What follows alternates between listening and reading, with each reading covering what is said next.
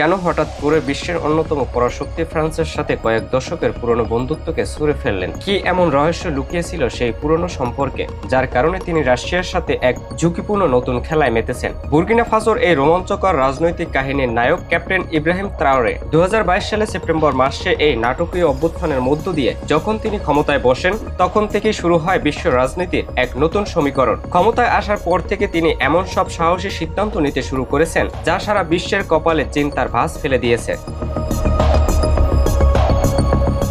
Burkina ফাসোর রাষ্ট্রীয় টেলিভিশনে প্রচারিত একটি ঘোষণায় পুরো বিশ্বকে চমকে দেয়। এতে তিনি ফ্রান্সের সাথে সব রকমের কূটনৈতিক সম্পর্ক ছিন্ন করার সিদ্ধান্ত নেন।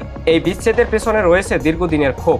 দেশটির যোগাযোগ মন্ত্রী গিলবার্ট নোয়েল ওয়েড্রাওগোর ভাষায়, দীর্ঘদিন এই সম্পর্কের ভিত্তি ছিল নরবরে, যেখানে নেই কোনো পারস্পরিক শ্রদ্ধা বা সার্বভৌমত্বের প্রতি স্বীকৃতি। ট্রাওরে সরকারের অভিযোগ আরো ভয়ঙ্কর। তারা দাবি করেছেন ফ্রান্সের সাহায্যের আড়ালে নব্য ঔপনিবেশিক স্বার্থ চিরতার্থ করেছে এবং সেই সব সন্ত্রাসীদের মদত দিচ্ছে যারা আফ্রিকার সাহেল অঞ্চলকে প্রতিনিয়ত শোকের সাগরে ভাসাচ্ছে। এই আধিপত্য রুখতে ট্রাওরে কেবল মুখের কথাতেই সীমাবদ্ধ থাকেননি, তিনি কাজও করে দেখিয়েছেন। তিনি নিজ দেশ থেকে ফরাসি এবং মার্কিন সেনাদের পাততাড়ি গুটিয়ে বিদায় হওয়ার নির্দেশ দিয়েছেন, যা পশ্চিমা সামরিক আধিপত্যের মূলে এক বড় আঘাত। এই শূন্যস্থান পূরণ করতে তিনি এখন রাশিয়ার প্রেসিডেন্ট ভ্লাদিমির পুতিনের সাথে গড়ে তুলেছেন এক অটুট জোট। সামরিক ও কৌশলগত নিরাপত্তার জন্য ট্রাওরে এখন সরাসরি মস্কোর উপর নির্ভর করেছেন।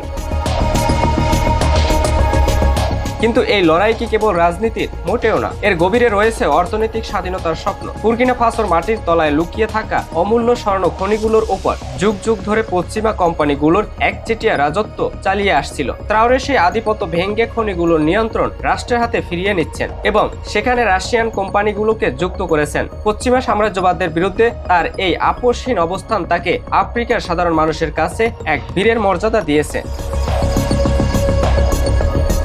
স্বাভাবিকভাবে এই পরিবর্তনে ক্ষুব্ধ ফ্রান্সের প্রেসিডেন্ট ইমানুয়েল ম্যাক্রোঁ সরাসরি চীন ও রাশিয়ার দিকে আঙ্গুল তুলেছেন বুর্কিনা ফাসো সহ পুরো আফ্রিকাকে অস্থিতিশীল করার জন্য।